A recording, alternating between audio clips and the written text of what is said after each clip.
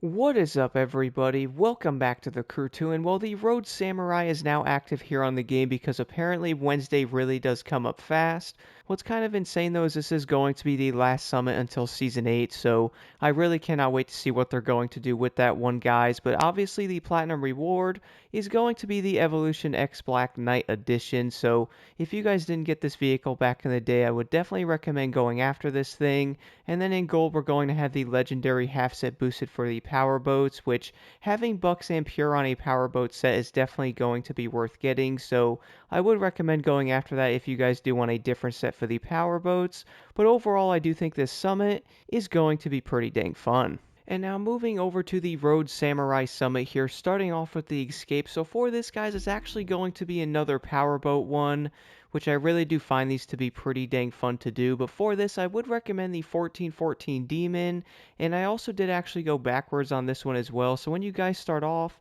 stay a little bit to the right and then turn around and go as fast as you possibly can. I managed to get over 9,000 yards on this one with the 1414 Demon. I really do feel like this is by far going to be one of the best boats to use on this one. But moving over to the next skill now is going to be a Speedtrap, and for this, I originally thought you could basically turn around and get a better speed that way. It turns out taking a bit of a different route is actually going to be the best route. Now do keep in mind, guys, I do mention this normally as well, you can only do about 410 or so miles per hour by yourself with any of the drag cars. If you actually do want to get like 430 plus miles an hour, you are unfortunately going to have to slipstream somebody. And then moving over to the final skill is going to be a low altitude, and for this one I once again use the Zivko Edge 540 V3. I'm actually really liking to see many of these planes being used now because I feel like this plane is so dang good, and luckily, guys, Yosemite is going to be one of the easier low altitudes as well. All you actually have to do on this one is once you guys hit the objective, basically head straight for the river that's right in front of it and then follow this all the way up until the timer runs out.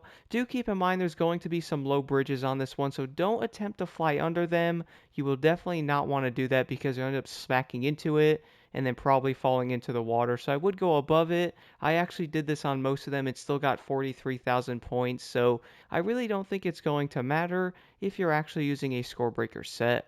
And then moving over to the first event's going to be a touring car race with the lovely Nissan Skyline GTR. I would probably say this is going to be one of those touring vehicles that I don't see that many people use, including myself. And I wouldn't say this car is going to be bad in any way, but I would also say there's going to be better options as well if you guys actually want the best overall touring vehicle. Now for what it is, I wouldn't say this car is going to be bad in any way. It actually handles pretty nicely and has a pretty dang good overall speed.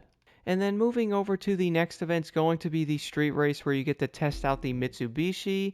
Now to be honest, guys, I wouldn't say this car is going to be anything special in this event because for one, it's going to have base pro settings on it, plus it's also going to be base level as well. So don't expect this car to fly all over the place and be insanely fast like many of the other street cars. But I really do like the way this car handles, and I do plan on doing a video for this, so definitely stay tuned later on next week after the summit is over.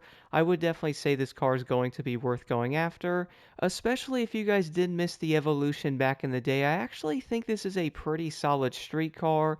Now moving over to the next event is also going to be a street race as well, and for this, guys, I actually use the Porsche 911 Carrera 4S, which looking at the leaderboards, you guys can definitely see what most people are using. I can't really argue this though because the Lamborghinis are going to be that good, but I do want to show people that you don't have to use the quote-unquote meta vehicles to actually get a pretty decent score in these summits, and I would recommend trying out the Porsche 911.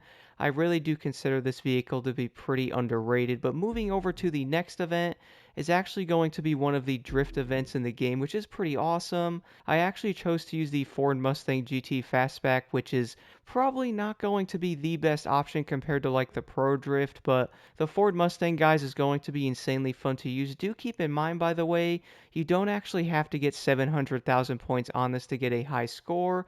I do believe around 500k or so you guys should be good to go with a pretty high score on this one, which is always going to be good to see. That way you don't actually have to get 890,000 points to get a decent score on the drift events. But moving over to the next event, guys, is going to be a drag race, and you will have to use the Nissan 370Z, which the 370Z is going to be one of those drag cars you probably don't see that many people running. I wouldn't say this car is going to be bad, but I have noticed going over like little hills, the car basically turns into a fidget spinner on those, so do be careful on that. I also did notice on the Eastfield drag race as well that there is going to be a hill towards the end of this one, and one thing I did notice about this drag event as well is make sure you guys do not turn before that hill and or trying to correct the vehicle if you guys do mess up while approaching the hill or something like that.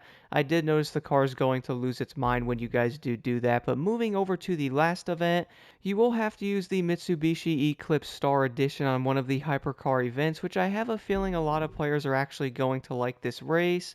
Even though the Mitsubishi is probably not going to be the best like street car in the game, I did notice the scoring on this event, guys, is going to be very generous, so do keep that in mind. If you guys can get around 3 minutes and like 30 seconds or so, you're going to have a really good score on this event, which it might end up being a bug for this, but they might have did this on purpose as well just to give players a higher chance of getting this vehicle.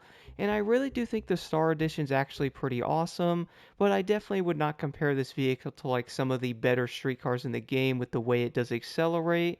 But overall, guys, I do have to admit the Eclipse is definitely not going to be one of the worst cars we have seen. And I have to admit the car also does look pretty awesome, probably due to the fact I've never really used it.